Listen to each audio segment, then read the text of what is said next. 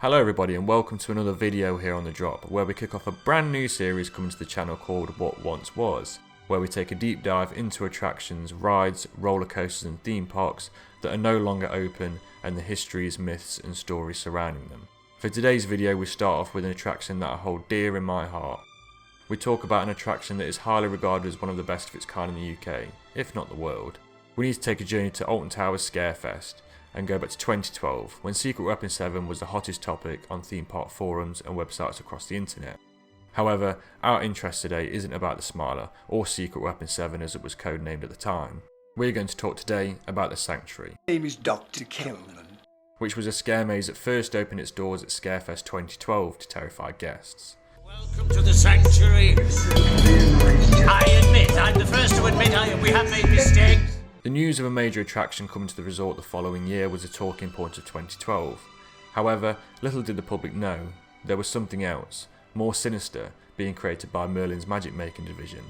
Adverts and promotional content for the Sanctuary started appearing on people's screens throughout the summer of 2012.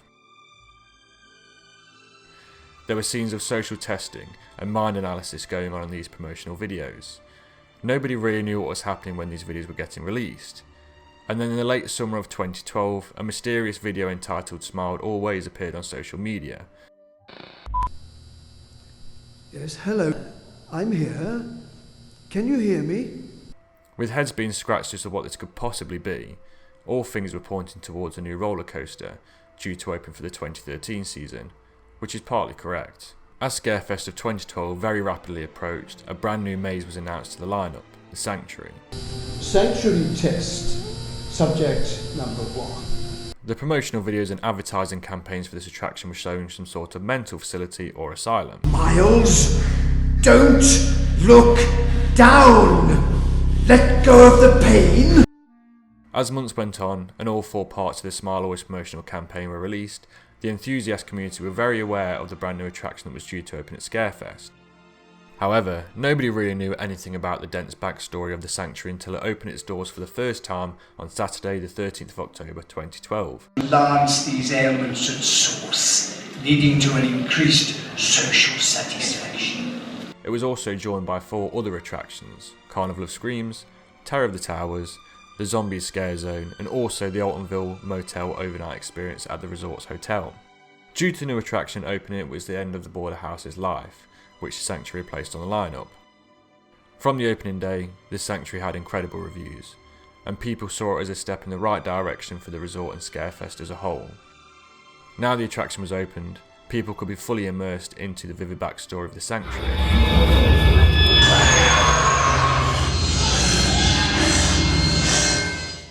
Which was transporting you into a hospital facility, which was not a mental asylum. It was in fact the reverse. The public and normal people of society were going to the Sanctuary, which was classified as a correctional facility, administering their so-called social compliance treatment, helping the population be able to smile more and eliminate the quote, aches and pains of everyday life. Let go of the pain. Focus on the joy. You would start your visit to the Sanctuary by being escorted into the queue line, which was located in the conservatory of the Tower's courtyard. Included into the queue line were some very vintage looking televisions,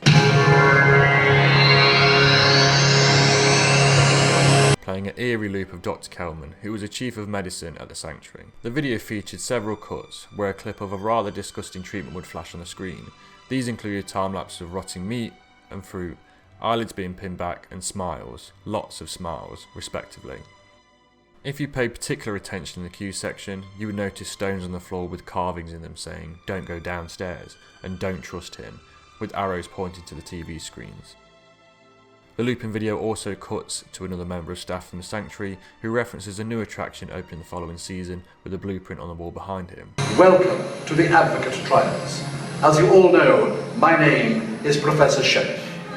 Thank you for taking part in the process ahead of our revolutionary project in 2013.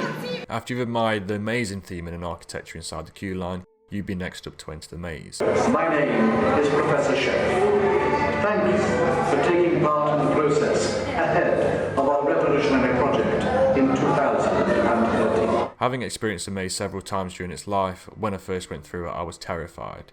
The sanctuary had a full 5 out of 5 pumpkins fear rating. During the attraction you walked through corridors and wards of the correctional facility, and are greeted by many familiar faces, including that of Dr. Kelman in the very first room.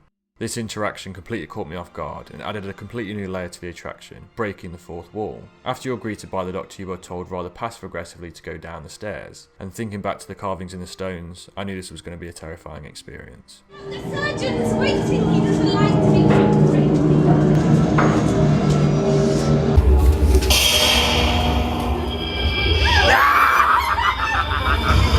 The maze was full of fog and very dimly lit rooms. This gave the attraction a completely unique element. It wasn't jumpy as a normal scare maze is. It messed with your mind and senses. You'd see a patient covered in cuts with a big smile on their face at the corner of your eye, and then within seconds they'd disappear into the mist or into the vast array of cloth screens separating the hospital beds. Towards the end of the attraction, you enter what is dubbed the Marmalisation Chamber, which was a blindingly bright, white lit corridor. Let go of yourselves. Watch the screens closely. You will conform to the Ministry of Joy. With the TV that played this video.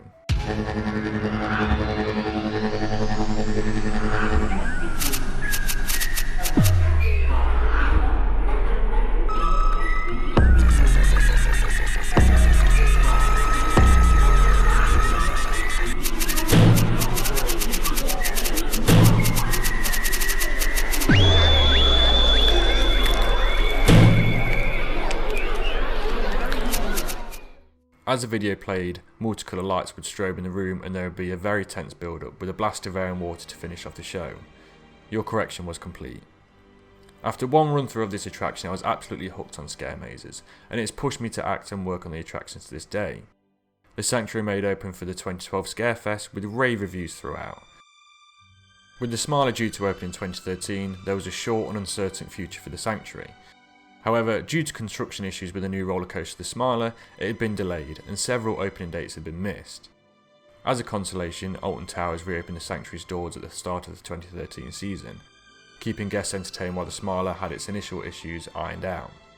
The sanctuary and The Smiler both shared the same ownership, this being of the Ministry of Joy.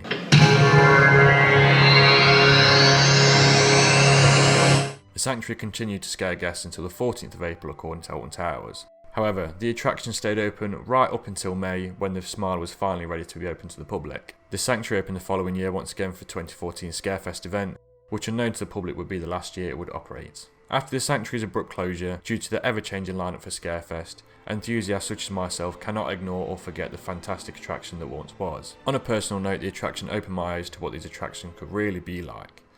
How they could really put you in this fictional world, far away from where you really are. 2015 Scarefest pushed the event forward once again.